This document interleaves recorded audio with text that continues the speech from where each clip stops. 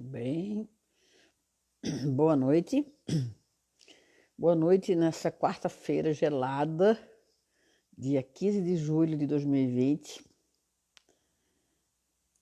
Ô, Dona Vitilde, tudo bem? Boa noite. Boa noite.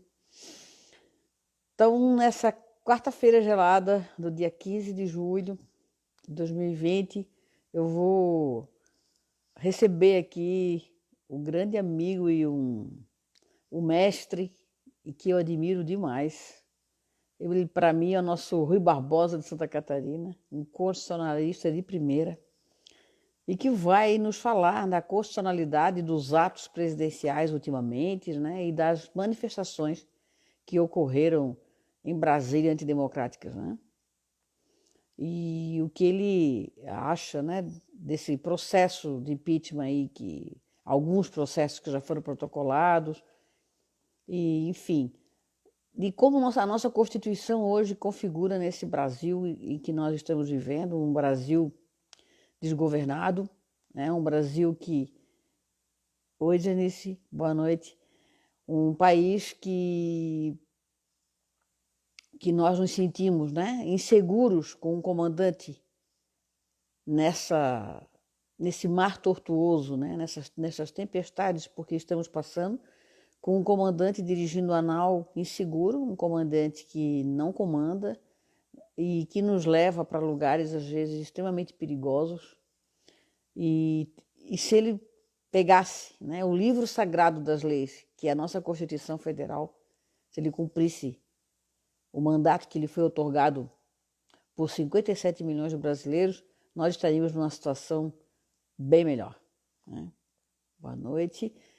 Então, estamos aguardando aqui o nosso convidado, o Dr. Rui Samuel Espíndola, professor, doutor em Direito Constitucional, presidente da Comissão de Direito Constitucional da OAB no Estado de Santa Catarina e membro também da Comissão da OAB Nacional de Direito Constitucional. Ele já está chegando, estamos aguardando, eu entrei um pouquinho antes, uns minutinhos antes. Então, vou repetir para quem está chegando, hoje nós vamos falar da constitucionalidade dos atos presidenciais ultimamente, dos procedimentos presidenciais, das falas, né?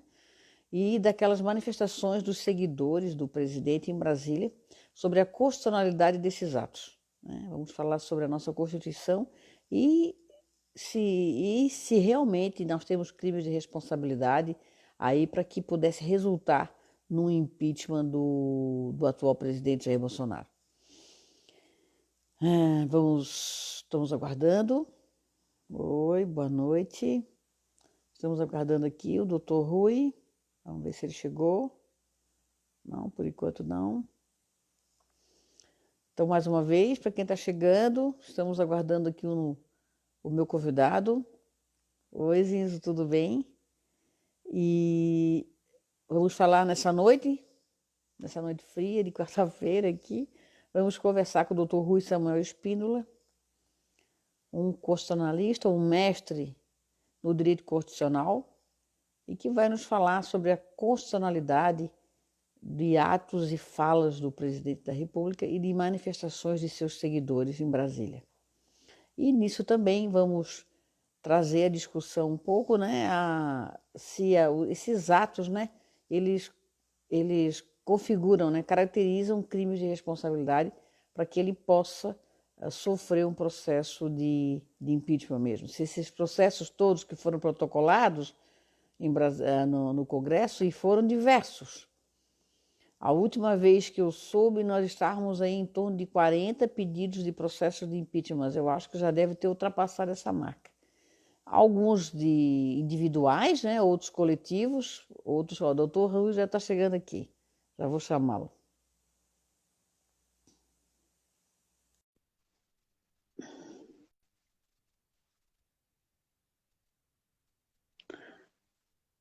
Vamos lá.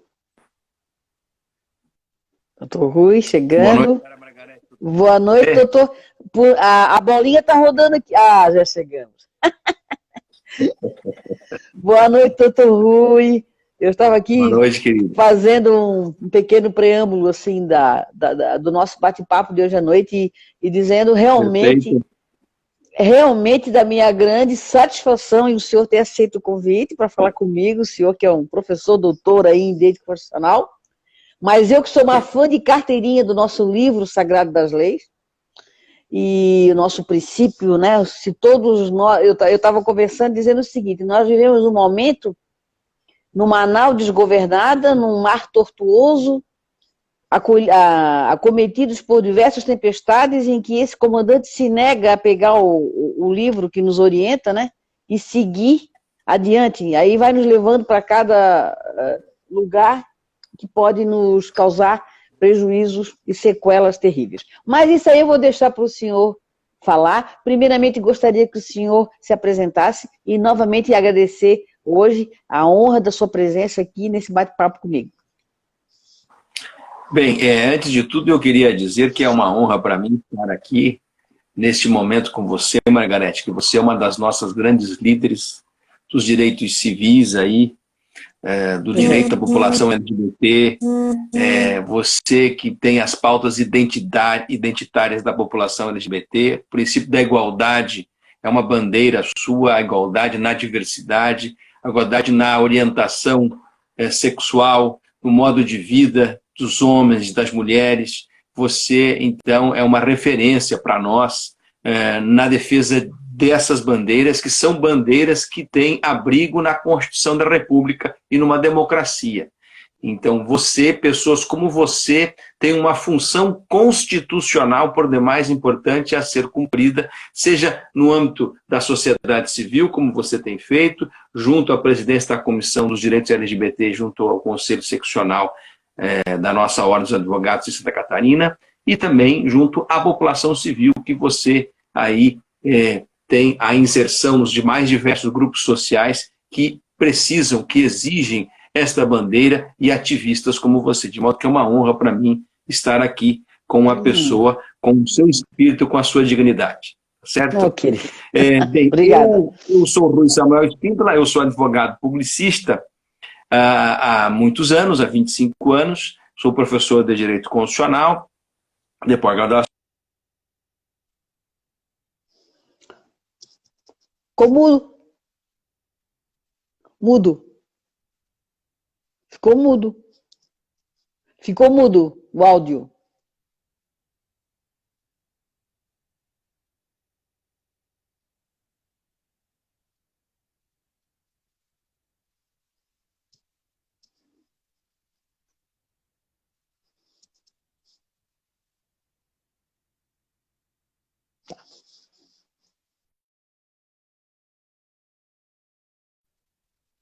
Gente, só um minutinho que deu um problema de áudio. Ele vai retornar. Estava ficando muito breve, ficou mudo. Oi, doutor Borges. Oi, Cláudia querida. Marco Andrei. Ó, ele já chegou aqui de novo, já vou chamar.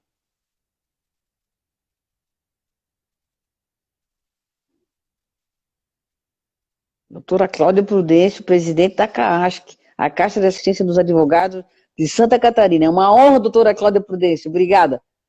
Voltou, doutor? Está ouvindo? Agora sim, agora sim. Perfeito, perfeito. Agora sim. Então, como eu dizia, eu sou advogado, professor de Direito Constitucional e sou membro da Academia Catarinense de Letras Jurídicas, a cadeira de número 14, membro vitalício, né, da cadeira de número 14, cujo patrono é o famosíssimo e já muito falecido, em 1996, o professor criminalista advogado Acácio Bernardes, é o meu patrono na Academia. Então, é nesta condição que eu estou aqui, Margarete, enquanto advogado publicista, enquanto professor de Direito Constitucional, enquanto constitucionalista, enquanto membro da Academia Catarinense de Letras Jurídicas. Muito bem, doutor, é uma grande honra. Bem, doutor, eu queria lhe dizer que eu sou uma apaixonada, sempre fui, inclusive, quando aluna do curso de Direito da Constituição. Eu acho a nossa Constituição um livro que encerra realmente todos os ideais iluministas ali, todos os direitos humanos elencados ali, os direitos fundamentais. A nossa Constituição, até para quem não é advogado, né, ela é um conjunto de princípios, né, e dali, sim, nós vamos regulamentar, criar leis ordinárias, enfim. E ela deve ser cumprida, porque ela está lá no topinho da pirâmide do nosso ordenamento jurídico, né, doutor? O senhor que sabe muito melhor falar disso. Então, e a gente tem percebido, doutor, então, que atualmente, né, o nosso presidente da República, ele anda tendo falas, atitudes, procedimentos, né, antidemocráticos e anticonstitucionais, né, inconstitucionais. Insuflando, inclusive, seus seguidores para praticar, para que voltasse AI-5, a ditadura novamente, ditadura militar, enfim, cerceamento de liberdade, e utilizando, inclusive, discursos de ódio como se fosse liberdade de expressão, né? Essa confusão aí, eu queria muito que tu falasse sobre, porque, né, discurso de ódio para mim não é liberdade de expressão nunca, né? Então, essa confusão grande aí que há entre o que eu posso falar, o que é a minha liberdade de expressão, e o que efetivamente você tá entrando no limite do outro, né? Você está agredindo, lesando a lei no momento em que eu adentro ao limite do outro cidadão. Então, doutor, eu vou deixar bem à vontade, tu vai explanando os teus temas, e a gente vai falando, vai conversando, né? É uma conversa, um bate-papo aí, e eu gostaria que tu primeiramente me falasse sobre o que tu acha, né, dessas atitudes do Bolsonaro, agora ele deu uma parada, né? Não sei o que aconteceu aí, ele está em pause, né? Deu um pause aí nas atitudes, e essa posição dele dizer, por exemplo, eu sou a Constituição, né? Essa posição dele, principalmente, eu sou a Constituição, então eu sou o chefe supremo da nação, então, ou seja, vocês têm que me obedecer todo mundo, né? Eu queria que tu descrevesse aqui realmente, segundo a Constituição, quais são né, as prerrogativas do presidente, os deveres dele para com a população. Bem, eu queria dizer principalmente o seguinte aqui, inicialmente o seguinte, a minha ideia aqui não é falar nem contra nem a favor do governo. Minha questão é analisar comportamentos. Poderia ser que o atual presidente da República não fosse o senhor Jair Messias Bolsonaro, podia ser qualquer outro, e o assunto continuaria em voga, né? Então, o meu ânimo aqui não é fazer proselitismo de esquerda, nem de direita, nem de centro, não é apoiar governos ou criticar governos. A minha questão aqui é analisar fatos sob a luz da Constituição, sob a luz das regras de direito que nós temos na nossa ordem jurídica democrática. Então, a nossa ideia é essa. Então, assim, primeiro é bom dizer que a Constituição de 88, ela se insere numa ideia muito bacana, da ideia de Constituição dirigente. O que é uma Constituição dirigente? É a ideia que a Constituição, ela não só se preocupa com a regra do acesso ao poder político, não é só com as regras da eleição de quem vai exercer o poder político, seja como presidente da República, seja como quem está no Congresso Nacional, ou na Câmara dos Deputados, ou no Senado, ou nas câmaras de vereadores, ou nas prefeituras, ou nos governos de Estado, ou nas Assembleias Legislativas, ou nos órgãos constitucionais que não são eletivos, como são os tribunais de contas, o Ministério Público, ou seja, o exercício do poder, seja pelo concurso público, seja pelo voto, ou seja pela eleição de um cargo de confiança, a Constituição define isso, mas ela define mais do que isso. Não só o acesso ao poder, mas o modo de o poder ser exercido. A Constituição estabelece parâmetros para o poder. E esses parâmetros implicam, em primeiro, políticas públicas que estão constitucionalizadas, que nós chamamos de normas-tarefas, normas-fins, que toda a federação, da Presidência da República às prefeituras, do Congresso Nacional às câmaras de vereadores, precisam ser perseguidos pelos agentes públicos e pela sociedade em si. Então, tem parâmetros que devem ser realizados. Por exemplo, as questões ambientais. Por mais que nós tenhamos objeção, alguém tenha, a Constituição ela traça N normas que devem ser protegidas com relação ao meio ambiente.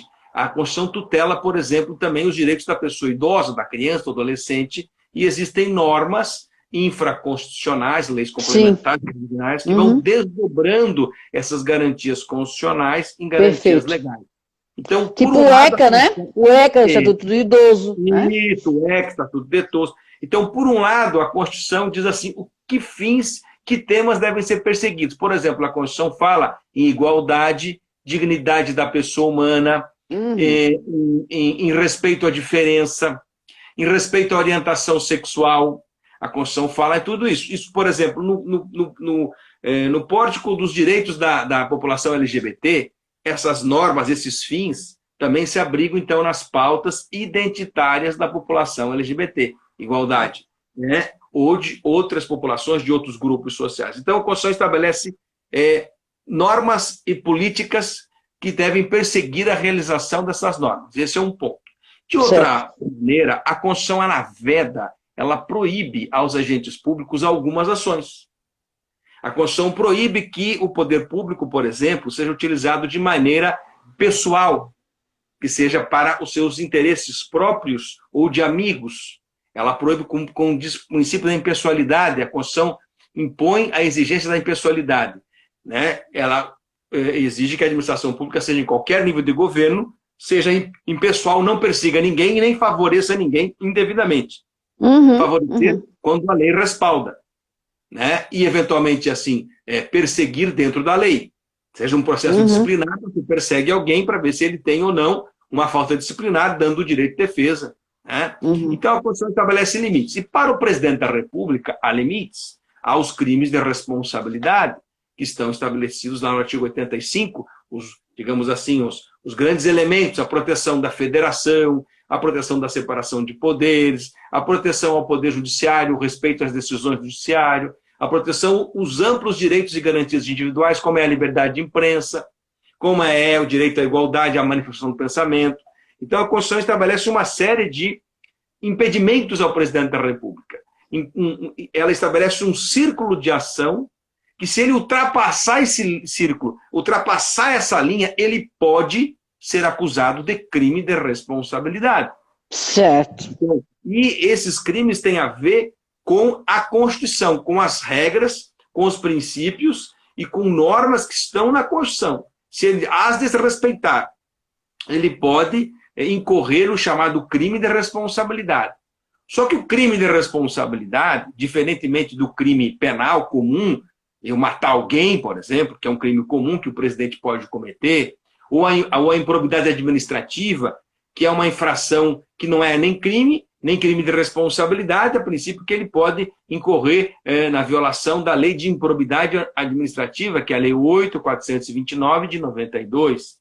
Mas falando do crime de responsabilidade, a Constituição define e ele pode incorrer nisso. Só que o crime de responsabilidade, diferente do crime comum, se o presidente pratica um crime comum ou uma infração por improbidade, está sujeito a ser processado pelo Ministério Público, né? pela Procuradoria-Geral da República, no caso de crime, que seria o Aras, deveria denunciá-lo perante o Supremo Tribunal Federal, e tem inquéritos que o Aras pediu, os atos antidemocráticos, para verificar se o presidente da República está ou não participando desses atos. O Procurador-Geral da República, o Augusto Aras, pediu a abertura desse inquérito. A princípio, não tem o foco imediato no presidente, tem deputados federais, mas, se houver elementos que envolvam o presidente nisso, o presidente, eventualmente, eu não estou dizendo que eu espero isso, eu não estou dizendo que eu quero isso, eu estou dizendo que isso é possível, uma denúncia criminal contra o presidente do Supremo. Então, essa questão, ela independe de forças políticas,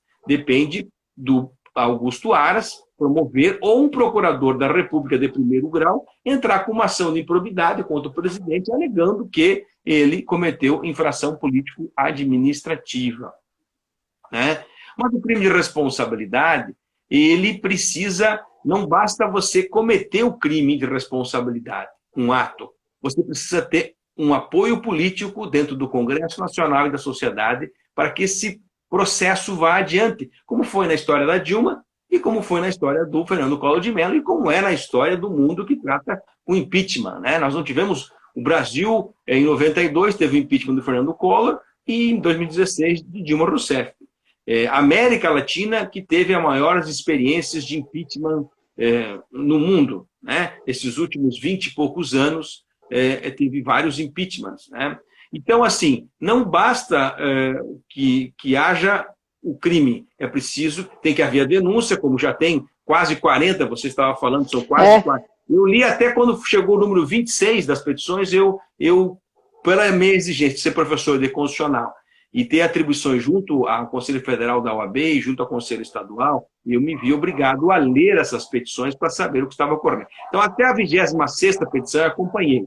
Depois eu não acompanhei mais. Sei que é petições recentes agora, mas o presidente Bolsonaro talvez seja o presidente que tenha mais já sofrido petições, pedidos de impeachment, mas com certeza, se ele não é o que tem o mais número de impeachments, de petições aforadas, ele, com certeza, é o presidente que mais cometeu atos, porque essas petições isso que eu vários atos. São vários atos. Então, você pega uma petição que tem 7, 8 comportamentos que são repetidos. Então, na verdade, sem dúvida, o presidente Jair Bolsonaro, e digo isso com todo respeito à sua excelência presidente da República, né? Se ele viesse me constar como advogado, eu dizia, calma, presidente, calma, fique nos trilhos da Constituição, procure unir o país, acalma-te, presidente, porque você está numa linha de crime de responsabilidade. E quais seriam esses crimes de responsabilidade? Você falou assim, discurso de ódio, né? Uma coisa é o discurso de ódio numa pessoa privada, isolada, né? E esse discurso de ódio, se ele partir para difamação, injúria, calúnia, ou incitação, por exemplo, que esteja previsto na Lei de Segurança Nacional, pode cometer crime comum, né?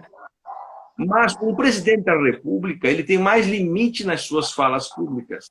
Se ele der declarações públicas contra os demais poderes, se ele incitar a população contra os poderes, se ele expressamente ou tacitamente ele concordar com medidas ou com ideias que queiram fechar o Congresso Nacional ou o Supremo, ele pode incidir só por esse comportamento. A fala pública presidencial é um verbo qualificado, porque quando o presidente da República fala, ele orienta a nação, ou pelo menos o grande grupo de pessoas que nele votaram, que foram 57 milhões de votos. Dizem pesquisas eleitorais que ele já não teria mais todo esse apoio, mas ele tem um forte apoio ainda dentro da população brasileira, dentro do colégio eleitoral da população adulta, né? Então, o presidente é uma referência. E essas falas deles também, que desde o início da pandemia, né, ele inclusive baixou uma medida provisória muito rica, muito interessante, que colocava como protagonismo, respeitando inclusive a lei do SUS de 90, os secretários municipais, os secretários de Estado de Saúde, e colocava no plano do governo federal o protagonismo do ministro da Saúde, ou seja, ministro da Saúde, secretário de Estado, secretários municipais de saúde, e que deveriam conduzir a política sanitária, e estava indo muito bem. Mas a medida provisória que ele baixou, e as coisas que o ministro Mandetta dizia, ele fazia outra.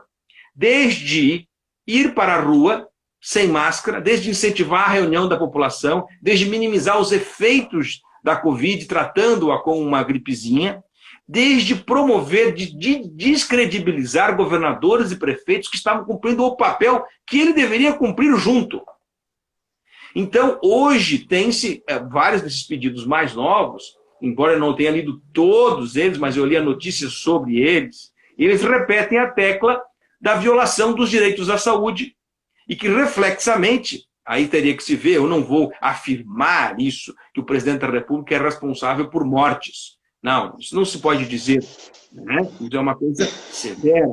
Mas quero dizer que há uma intelecção de que as falas públicas e os comportamentos públicos dele pode, de alguma maneira, ter perturbado as ações políticas sanitárias nacionais, até por falta de uma coordenação geral. Veja que nós temos agora, no Ministério da Saúde, há muitos dias, um militar sem a menor formação em saúde pública. Não é nem enfermeiro, não é nem médico, não é nem biólogo, não é um epidemiologista, não é alguém que detém a formação. E mais do que isso, ele encheu de militares também sem formação no Ministério da Saúde. Então são vários comportamentos administrativos que podem ser entendidos como violantes do direito fundamental à saúde da população brasileira.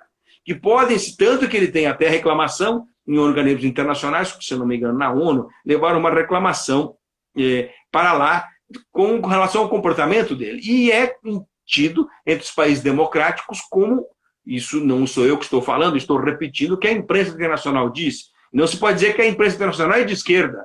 Isso é uma ilusão, isso é um fantasma macartista, isso é reinventar a Guerra Fria, o fantasma do comunismo, coitado dos comunistas, onde é que estão, né? A fraqueza que é, o partido não tem representação, então é inventar. Então a imprensa internacional qualifica-o como o pior presidente no enfrentamento à pandemia em todo o mundo. Em todo o mundo, ao menos no mundo democrático, no mundo ocidental. Né? E posturas como o dele, nós temos países bem menores, né? Bem menores, de pouca representação política e econômica no cenário internacional. Mas um país da envergadura do Brasil, com o comportamento que ele tem dado à pandemia, de fazer propaganda de cloroquina, que os estudos não são conclusivos a respeito, que os efeitos colaterais são severos, só esse recorte do tema sanitário já está, nessas petições todas, elencado, todos como um comportamento que pode levar ao impeachment. Olha, doutor, eu vou lhe dizer uma coisa. Com o meu conhecimento ínfimo do direito penal, eu lhe diria aqui, está vendo também o seu conhecimento no direito constitucional e consequentemente, no penal, eu vou lhe dizer, um líder de uma nação que vai para a rua sem máscara, que diz que é uma gripezinha, que não toma os cuidados devidos, que parece que foi contaminado 2 vezes, eu não duvido que ele tenha sido contaminado, ou nem foi na segunda, porque a gente nunca tem certeza disso, porque a primeira vez ele apresentou um exame com outros nomes, agora ele apresenta um exame com o nome dele, positivo, ok. Ele estava, a aparência dele o tempo inteiro é ótima, né? Ele não teve nenhum abatimento da doença, a tosse, enfim. Mas eu digo uma coisa, o senhor lembra daquele... agora eu não sei se eu vou lembrar o nome dele, um líder que teve religioso, que levou seus seguidores a se suicidarem, a maioria deles, uns mataram os outros. Sim, lembra isso? Jim Jones, né? Isso, é meio grosseira a minha analogia, é meio grosseira. Sim. Mas aí nós vamos dizer o quê? Que o Jim Jones, o homicídio foi culposo ali, ele tinha dolo eventual, ou ele não teve participação. Eu tô colocando isso só para a gente fazer um raciocínio nesse sentido. Aí nós vamos trazer um caso famoso. O crime de instigação ao suicídio na nossa legislação criminal, né, porque eu também lido com direito criminal, o crime de instigação ao suicídio de Jim Jones instigou aquela população toda, levou, né? Não podemos dizer isso imediatamente do Bolsonaro. Mas poderia se enquadrar, e já tem discussão isso, porque eu estou falando de crime de responsabilidade, certo? Mas sob o ângulo do direito penal, você também tem, quando você desestimula, tem o Código Penal, se não me engano, o artigo 268 do Código Penal, que é a violação de normas sanitárias, de normas nutritivas. Não, ali nos crimes de saúde, crimes contra a saúde pública, ali naquele capítulo, crime contra a saúde pública, exatamente. E tem também, acho que, se não me engano, a própria medida provisória que o presidente baixou estabelece alguns tipos penais. Agora eu não estou lembrado nos detalhes. Mas o comportamento de ele mesmo violar as normas sanitárias e outro, o estímulo à sua violação. Promove a violação, promove o descrédito das medidas protetivas. Eu creio, sem dúvida alguma, isso eu posso dizer, eu creio, se esse presidente fez intencionalmente ou não é uma outra questão, mas a minha crença, porque isso é possível fazer uma análise psicológica, até psicanalítica disso, o comportamento do maior magistrado da nação, da maior autoridade pública da nação, gostemos ou não, tenhamos ou não votado nele, a nossa ordem constitucional o coloca como principal dirigente, até porque é o homem que mais recebeu votos em toda a federação.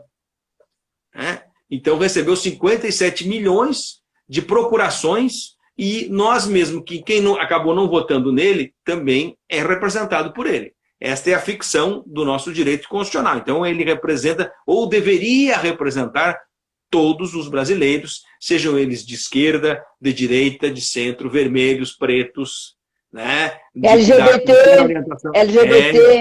LGBT, heterossexuais. Então ele teria que, isso é uma imposição da Constituição. Ele não pode fazer um governo sectário, um governo para facções, um governo direcionado para o grupo que o elegeu.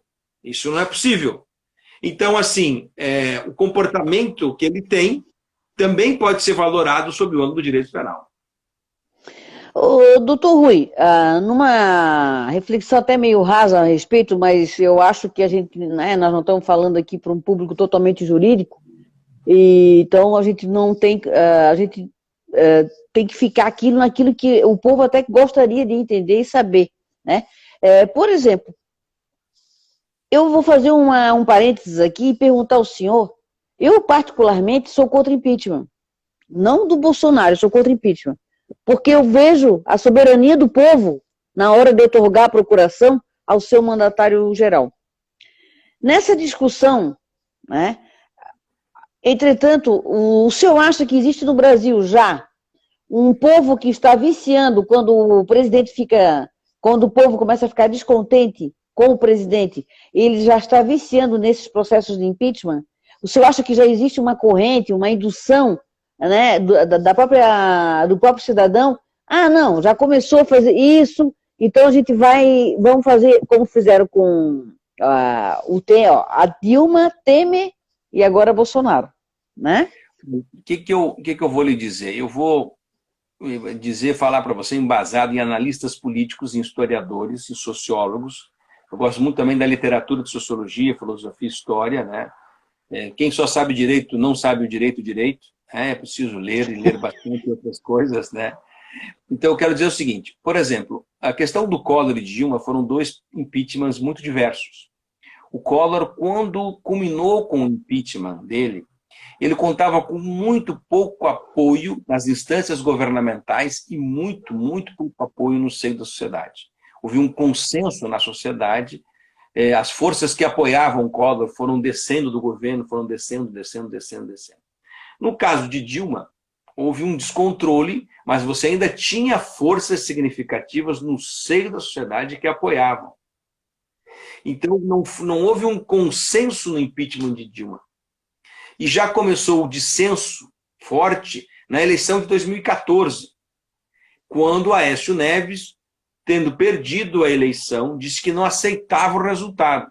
E este é um fenômeno muito triste nas democracias ocidentais, que aqueles que estão disputando a eleição, e o presidente Bolsonaro disse isso em 2018, que ele não aceitaria outro resultado que não a vitória dele, chegou a dizer que houve fraude, que ele teria ganho no primeiro turno sem apresentar nenhuma prova. Isso é muito ruim, porque os candidatos, os players, aqueles que jogam o jogo eleitoral, e se eles desacreditarem o juiz, se eles desacreditarem a torcida, desacreditarem as regras do jogo, as pessoas não confiam no processo, e sem fundamento. Então, quando o Aécio disse que não aceitaria, que achava que era foi para a justiça eleitoral, que é um direito, isso é muito comum, você ir numa prefeitura, num município pequeno, mas na presença da República, ir com algo dessa natureza, forte como foi no caso do Aécio contra Dilma a primeira vez, né? E agora também tem ações, tem 8 ações, tem até um número maior de ações contra a eleição do presidente Jair Bolsonaro e do seu vice Mourão, né? Então, assim, essas questões é muito delicado, porque você vai desacreditando o processo político. Eu já começou desacreditando em 2014, isso foi se agravando a crise política. Também o PT não soube bem conduzir isso. A presidente Dilma, infelizmente, é bom que foi a primeira mulher presidente, bom que se reelegeu, mas não soube conduzir bem isso. E o processo de impeachment, esse foi muito traumático. Quando se compara ao que foi do presidente Collor. O impeachment foi mais traumático para o próprio Collor. Mas o impeachment da presidente Dilma foi traumático para o país, dividiu de uma maneira odiosa o país. Houve uma divisão. Então, um grupo que acha que foi golpe, outro grupo que acha que foi necessário, e houve uma divisão, e nós chegamos a essa polarização dificílima, que você vai fazer a defesa de um ponto de vista jurídico, constitucional, e se o teu ponto de vista ele bate contra uma política governamental, então você é petista. Então você é esquerdista. Então você é comunista. Então, ele está por até as questões religiosas. Eu nunca tinha visto, eu sou católico, né? Um católico pouco praticante, mas um católico com uma boa formação católica, embora não ortodoxa, mas eu nunca tinha visto críticas tão severas e ácidas a um Papa. Nem tinha ouvido críticas severas a um Papa como o Papa atual, porque recebeu o ex-presidente Lula. Se é justo ou se não é justo, eu não vou entrar no mérito das atitudes papal, né? Não vou entrar no mérito. Né? O cristianismo mesmo e Cristo não você receber a todos, e os marginalizados da sociedade. Então, eu não vou discutir o ponto se o Lula era um condenado, se o Lula era um grande líder. Isso não interessa. O Papa recebe todos que ele entende que deva receber e não pode se pautar por opinião política de poderes contrários a uma pessoa ou favoráveis a outra. Então, até isso, tudo está politizado. Tudo. As famílias divididas, isso é muito ruim para o país. E aí esse ódio... E é um ódio insensado, é um ódio feito por uma política em rede, como está mostrando esse inquérito da fake news do Supremo Tribunal Federal. Como nós estamos vendo, você às vezes conhece algum, por exemplo, eu tenho na minha família muitas pessoas que votaram no presidente Bolsonaro. Eu não voto no presidente Bolsonaro, eu não votei nele, especialmente porque eu acompanho ele há muitos anos. Desde quando eu comecei a lecionar Direito Constitucional em 94, eu comecei a ouvir declarações públicas dele de desapreço à Constituição e à democracia. Então, para mim, com todo respeito a ele tem o direito, isso não o inabilita, isso não o torna inelegível, isso não o torna, numa democracia, não o torna ele desmerecedor do voto daqueles que apoiam ou daqueles que não ligam para isso. A democracia pode fazer isso. Numa ditadura é diferente. Numa ditadura não pode ter oposição. Uma ditadura você não pode ter alguém que tenha um pensamento radicalmente contrário ao governo.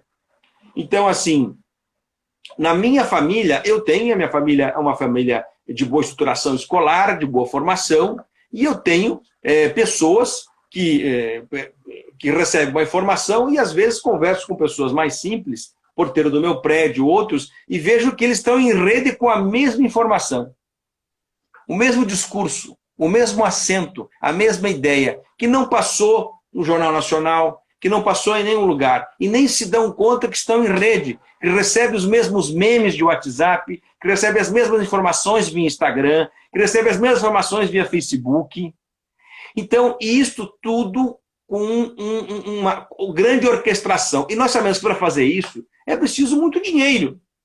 Não se faz isso com facilidade. Quem está fazendo isso são grupos que apoiam o presidente, sem que ele queira este apoio, sem que ele saiba desse apoio, sem que ele tenha sido comunicado. Isso é possível. Isso é possível. Mas isso está sendo investigado, tanto numa CPI do Congresso Nacional da Fake News, quanto está sendo investigado no Supremo, no inquérito da fake news, quanto em investigações judiciais eleitorais que tramitam no Tribunal Superior Eleitoral. Então nós temos 3 fontes de investigação que estão a ver o que aconteceu na eleição de 2018 e o que tem acontecido durante esse governo para essa manipulação da opinião pública, onde se conseguiu mobilizar a opinião pública, ao meu ver, injustamente, contra as instituições republicanas de mais importantes, que é o Supremo e o Congresso Nacional. E com o respaldo, ainda que tácito, ainda que por omissão, ainda que por estar calado, e um presidente da República nessa matéria não pode se calar, na primeira faixa, no primeiro local onde ele estivesse, que levantasse uma faixa contra a democracia e pedindo ainda intervenção militar em prol do governo dele, ele deveria dizer não, não é possível isto. Não simplesmente manifestasse, que depois várias autoridades o criticaram, várias pessoas do seu governo, que militares ciosos do seu governo, que é gente muito ciosa no governo Bolsonaro, é gente muito responsável, não sei o número disto, eu acho que no começo do governo haviam mais, alguns debandaram, foram sendo demitidos, pediram demissão, foram demitidos generais importantes, que me parecem bem razoáveis, mas agora, então, assim, é preciso ter serenidade, é preciso respeitar a Constituição a qualquer preço. E dizer, o presidente não tem partido. Gelou.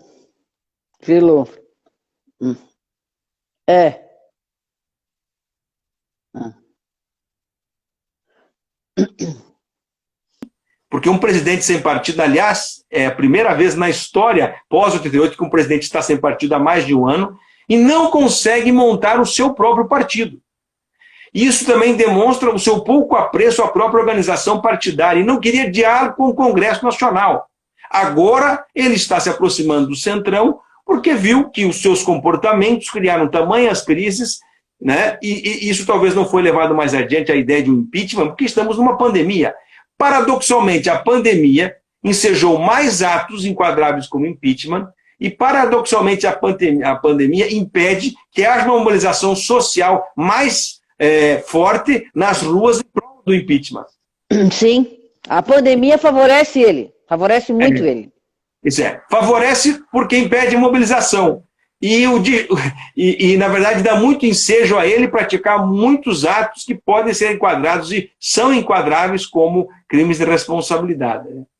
É muito perigoso durante uma pandemia, na situação em que nós estivemos em regime específico, né, em que ele pode mexer no orçamento para o que ele quiser, no orçamento da União, em que ele pode decretar medidas provisórias, que, se não me engano, é o governo que mais tem medidas provisórias desse período que ele começou. Não, né? Assim, veja, eu não sei se ele é o mais medida provisória. Acho que o governo Fernando Henrique Cardoso teve muita medida provisória. O que o Bolsonaro está fazendo é até mais delicado que medida provisória. Embora haja alguns decretos muito bons, como o decreto que regulamentou a LINDB, um decreto que ele estabeleceu, que é um decreto interessante, então ele está muito por decreto. Mas os decretos, em verdade, eles precisam regulamentar as leis que tenham aplicação no seio da administração pública.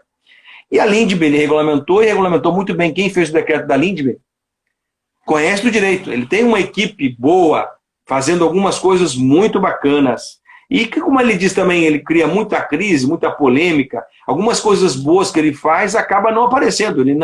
Realmente ele não se ajuda, né? Eu diria, eu conheço poucas coisas, infelizmente boas, que ele está fazendo, até porque eu conheço mais aquilo que pode ficar no alvo na crítica.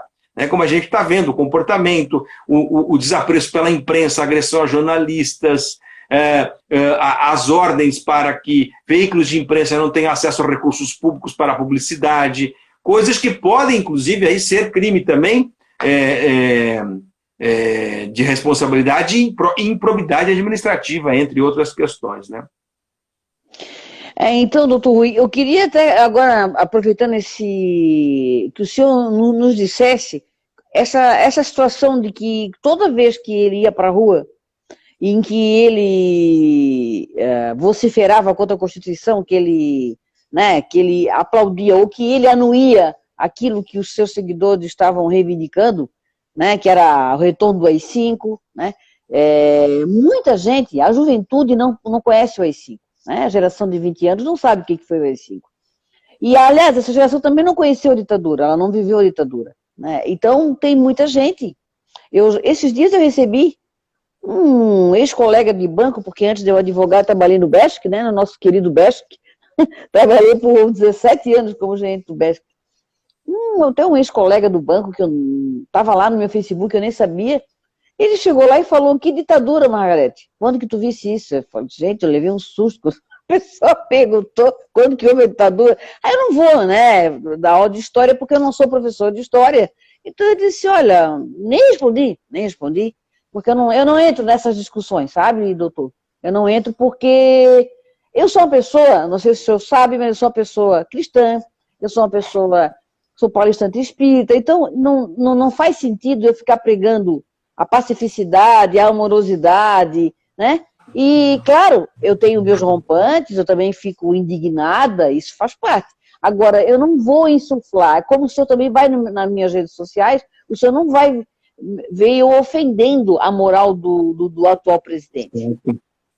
Em momento algum, ou quando ele pseudo, ou será que está contaminado ou não, né? A princípio ele diz que está, então a presunção da verdade a gente tem que aplicar a ele, até como mandatário. Eu jamais ia desejar que ele morresse, pelo contrário, né? Então, agora, eu realmente sou, o que mais me deixa indignada nesse atual governo foi justamente o momento dessa pandemia e a forma como ele conduziu essa pandemia. E a forma como ele se comporta de forma autoritária, né? Essa forma autoritária, essa militarização do governo, é nós estarmos há mais de 60 dias sem um ministro de saúde que seja da área da ciência, da infectologia, da medicina, né? E ele hoje disse, ele é o melhor cara naquele lugar e vai ficar e pronto. Né? Ele falou hoje isso. Né? Fazia tempo que ele não dava umas declarações e estava meio quieto, né? Tá quieto. Então, ele realmente é uma pessoa que deixa a gente indignada. Aquela coisa, né? Eu não sou coveiro, e daí, né? Isso tudo, quando fala da vida, que é nosso bem maior, né? Que deve ser protegido. Se a Constituição lá é o nosso bem maior na Constituição Federal, na nossa Constituição, ele que é o mandatário deveria proteger a vida de todo mundo em primeiro lugar. Ele sempre esteve preocupado com a economia, a todo tempo. Nós sabemos que também a economia pode matar, né? Pode matar de fome, pode levar a suicídios. Eu já soube de casos de suicídios por conta de pessoas que não estavam conseguindo comer. De pessoas muito mais simples que já se suicidaram por conta disso. Então a gente sabe que tem que... Eu não acho que elas são excludentes, eu acho que elas caminham juntas, a vida e a economia. Então, essas coisas todas me deixaram muito indignada com relação a esse senhor. Não votei nele, obviamente, e não sou PT também, né? Então, que isso fique claro, porque quando a gente né? Porque a gente não está aqui partidarizando nada, nós aqui estamos discutindo direito, né? O nosso problema não é partido. E quando a gente fala em política, a política não é política só partidária, nós estamos falando da política, não é política partidária. A política, ela existe em todos os atos da vida pública, em todos os atos nossos de cidadania. Então, nós temos que saber que existe um homem lá que foi eleito, a gente tem que respeitar esses votos. No entanto, ele não está cumprindo com a procuração otorgada a ele, essa procuração é protegida pela Constituição Federal, então, ele me indigna demais, né? Então, realmente... É complicado ter paciência com ele, né? Ele desrespeitando a Constituição, o STF, né? Aquele dia ele foi lá falar com o Toffoli, entrou pela porta dentro, né? Ele não avisou que estava indo. Ele é o chefe do judiciário, era o chefe do judiciário, né? Agora não é mais, mas era. Então ele entrou, ele não avisou, ele entrou lá no STF para falar com o Toffoli. E levando aqueles seguidores sequiosos de justiça, essa coisa meio Jim Jones, né? Eu acho que tem uma coisa meio Jim Jones ali. Sabe? Então, assim, doutor, o senhor que é um homem experiente, conhecedor aí da nossa Constituição profundamente, né, do direito público, o que o senhor sente que a gente pode esperar nesses possíveis mais 2 anos com ele? Porque eu não acredito que não tem clima político ainda para processo de impeachment, a gente sabe disso, né? A gente não se vê não tem mobilização popular por conta da pandemia, e isso seria uma coisa que talvez favorecesse. Não, o Centrão está do lado dele, né? Então ele tem maioria. O próprio Rodrigo Maia também se sente incomodado com o impeachment, ele não quer fazer impeachment, né? Então nós estamos passando por um momento que acho que nós vamos ficar com ele até o final. Como é que o senhor vê esses próximos... Porque 2020 a gente já está meio que achando que é um ano que não aconteceu, né? Mas ele aconteceu. Tá certo. Bem, como que eu vou te dizer assim, Margarete, eu não sou um analista político, um cientista político, um comentarista político. Como que eu vejo isso? Eu vejo a partir da minha experiência enquanto advogado e a partir da minha experiência enquanto cidadão, né? Eu, em 2018, eu nunca acompanhei direito nenhum dos governos assim. Votei, acompanhei um pouco aqui, fruí como cidadão das boas condições econômicas, ou sofri como cidadão das más condições econômicas, mas nunca acompanhei um governo em detalhes, né? Votei bem, sempre consciente nas eleições, procurei saber todos, sempre fui um cidadão muito consciente quanto ao voto. Eu nasci no dia 15 de novembro, dia da proclamação da República. Olha. E que até antes de 88, até 89, quando teve a eleição do Collor, até 31, e agora vai ser de novo 15 de novembro, fazia 31 anos que a eleição não se dava no dia do meu aniversário. Mas então, até os meus 19 anos, as eleições foram sempre, até meus 22 anos, as eleições sempre foram no dia do meu aniversário, né? Então, assim, eu sempre, então, desde garoto, meu pai foi político, foi prefeito, foi vice-prefeito, a minha mãe sempre foi mesária. Então, desde garoto, eu lembro que no dia das eleições, né, e pelo envolvimento da minha família com a política, eu sempre acompanhei, de certa forma, a política, mas sempre de uma maneira superficial. Na minha advocacia, eu lido com várias pessoas dos mais diversos partidos, eu defendo as pessoas. Poucas vezes defendi partidos, fui contratado por partidos para defender questões de partidos. Defendi na justiça e não a bandeira do partido, mas defendo as pessoas. Então eu não tenho, embora eu tenha as minhas preferências políticas, tenho as minhas inclinações ideológicas, como todos nós temos, e é salutar que tenhamos as nossas opções ideológicas, as nossas mundividências, né? Mas assim, eu tenho acompanhado, desde 2017 eu comecei a acompanhar muito o que estava acontecendo. Depois do impeachment da presidente Dilma, que até também não dei muita atenção, eu imaginei assim, olha, foram erros graves que o PT cometeu, há uma desarticulação, eu não dei muita atenção àquilo.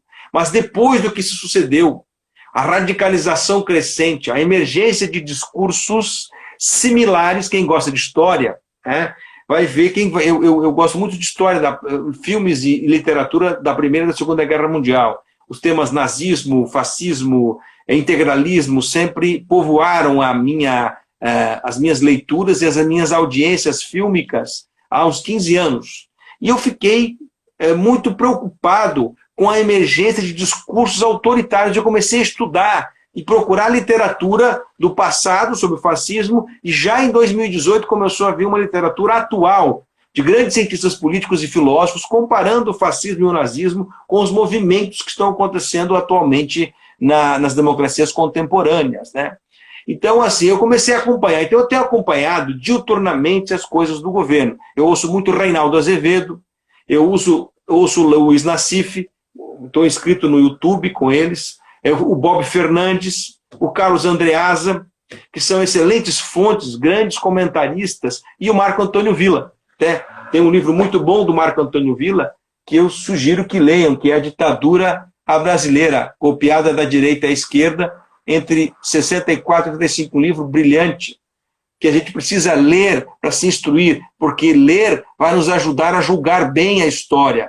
E nós não seremos enganados por memes de WhatsApp, por memes em Facebook. Nós precisamos dar tempo de leitura, solidão literária, para aprendermos sobre o mundo. Outro livro bacana é do Rodrigo Vizeus, Presidente, analisa de Deodoro da Fonseca Bolsonaro, os governos. Que ótimo. Eu gosto disso, gosto de biografia, adoro. Então, assim, esses livros, então, eu tenho acompanhado, então, diuturnamente as coisas mais importantes. O Conjuro, eu gosto muito do site Conjuro, que é um site jurídico, mas que qualquer leigo pode ver, que é todos os relevantes fatos que acontecem na cena do judiciário no país e na cena política, com repercussão judicial, estão lá. Então, eu tenho acompanhado diuturnamente e tenho realmente ficado preocupado com a emergência de discursos autoritários. O desapreço, e até na classe dos advogados, o desapreço pela Constituição, pelo Estado de Direito, o aplauso algumas vezes a condutas autoritárias, né? Digamos, um número significativo de colegas nossos, todos muito respeitáveis, que merecem o nosso respeito, mas numa oposição fidagal ao presidente do Conselho Federal da OAB, que eu acho que é um homem certo na hora certa. Nós temos o presidente nacional da OAB corretíssimo para o momento presente, com independência, um homem que, pela história pessoal e pela sua capacidade de compreensão do mundo, sabe o que são discursos autoritários, porque o pai foi vítima da ditadura, o pai sumiu na ditadura quando ele tinha apenas 2 anos de idade. Isto marca severamente uma família, né? Então, assim, hoje, não conhece ditadura. Onde eu vivi, que foi no Conselho Costa e Lages, eu realmente, da ditadura, posso dizer assim, eu passei toda a minha infância com as homenagens cívicas, que eram atos insensados pela ditadura, que era um lado positivo disso. Mas eu não vi a violência da ditadura, eu não morei em grandes centros. Mas nada obsta que eu vá estudar a história e verifique quão maléfico foi a ditadura e quão maléficos foram a presença militar na história nacional, a militarização dos governos que com a ditadura os militares tomaram o poder e se revezaram no poder por anos. Mas nós tivemos a presença militar desde a proclamação da República, que foi um golpe militar.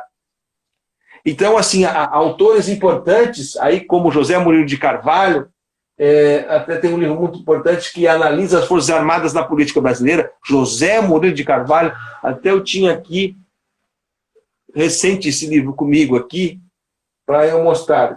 Então a gente precisa estudar a história para compreender o que está acontecendo. Não é tanto para verificar as questões. Não é que eu tenho que ler para criticar o governo, eu tenho que ler, eu vejo assim, num grupo nosso de um colega que eu botei, um grupo grande que eu participo, eu coloquei a live, aí um colega disse assim, até que enfim alguém vai defender o governo, é um colega muito governista, um colega que eu gosto muito dele, mas ele é bolsonarista ao extremo. Ora, advogados, em regra, não são defensores de governo, são defensores de direitos. Um constitucionalista defende a Constituição, um governista defende o governo. Bom, é bom que haja, e precisamos ter defensores do governo, e é bom que haja pessoas que defendam o governo. Mas cada um que opte, que eleja o seu comportamento. Se o governo faz uma coisa que eu acho que é boa, eu elogio. Se eu acho que não é boa, eu com muita serenidade, com respeito, com dignidade, com independência e serenidade, eu faço a crítica moderada, racional e fundada. E o meu critério é o livrinho que você falou, é a Constituição da República. É isso. Não vou fazer uma crítica passional, não vou deslegitimar. Né? O presidente faz muita coisa que, do meu comportamento, eu acho que ele não devia fazer, acho que fere a liturgia do cargo, mas eu me preocupo não com o varejo, com as coisas pequenas, com as coisas mais graves, com as coisas que podem gerar crime de responsabilidade. Né? Porque cada personalidade tem um jeito de ser. Né? Doutor Rui, nosso tempo está 2 minutinhos, eu quero só que o senhor diga uma coisa para mim agora, para a gente encerrar. Tá, olha, voou isso aqui, eu tô amando, assim, eu queria que o senhor dissesse para mim, nós realmente temos, né, nesse crime de responsabilidade do atual presidente, necessários ao processo de impeachment. Veja, nós temos os comportamentos enquadráveis, isso as petições que estão ali, tem petições muito bem fundamentadas, já apresentadas, sim, nós temos. Só nós não temos ainda, por exemplo, o crime político no Congresso e não temos um nível de aprovação tão baixo que permita isso. Né? Então, assim, a Dilma e o Collor, quando foram empichados, eles tinham 8% de aprovação.